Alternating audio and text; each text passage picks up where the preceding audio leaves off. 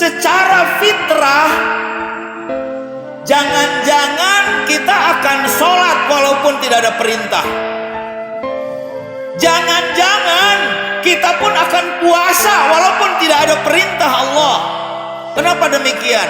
Karena ternyata hukum-hukum tertulis, baik itu yang ditulis dalam Al-Quran maupun yang tertulis dalam hadis, itu semuanya menjadi pelengkap dari perjalanan fitrah yang dibimbing Allah Subhanahu wa Ta'ala. Terbukti setiap ayat yang turun itu dengan reasonnya, setiap ayat yang turun itu dengan kejadiannya. Jangan-jangan jika tidak ada kejadian, ayat tidak turun. Artinya apa? Artinya fitrah Allah yang ditiupkan kepada masing-masing kita. Kapan? Ketika kita berada di umur 4 bulan di dalam kandungan ibu kita, ditiupkan oleh Allah untuk memiliki jasad. Kenapa harus memiliki jasad? Karena mau mampir ke dunia. Kalau mampir ke dunia yang alamnya adalah alam yang berlaku di dalamnya kausalitas, berlaku di dalamnya ruang dan waktu, maka kita perlu jasad.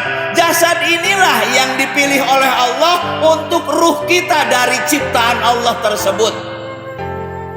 Makanya luar biasa, ini jasad kita yang ternyata jasad dan nafsu hewani adalah raw material, adalah sarana, infrastruktur untuk apa? Untuk menenangkan jiwa, untuk mensarana dan prasaranai jiwa tersebut, si akunya itu.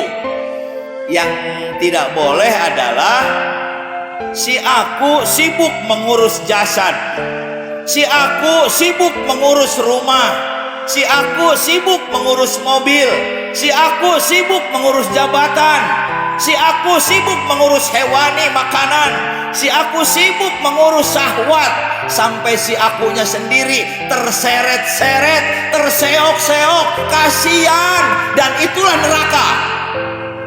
Subhanallah, itulah neraka. Lalu yang mana yang surga?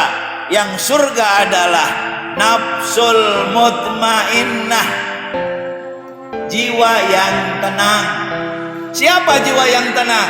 Kalau boleh saya tunjuk nih, adalah pribadi-pribadi yang insya Allah sungguh pun belum maksimal tenangnya, minimal menuju kepada jiwa-jiwa yang tenang. Mas, bahagia sekali punya jiwa yang tenang. Orang yang berjiwa tenang tidak gengsi bergaul sama orang kecil. Orang yang berjiwa tenang tidak menjilat orang-orang kaya dan orang-orang atasan. Orang yang jiwanya tenang tidak melacurkan diri ingin jadi orang lain. Kenapa? Karena dia sudah yakin bahwa dirinya diberi kelebihan oleh Allah yang tidak diberikan kepada orang lain.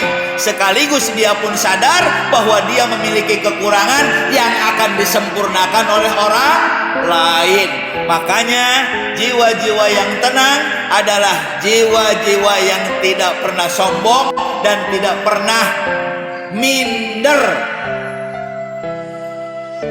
Inilah hamba Allah yang tidak pernah takut akan hinaan, yang tidak pernah mau dan gila untuk mendapat pujian. Karena sesungguhnya takut hinaan adalah neraka dan ingin pujian pun adalah neraka.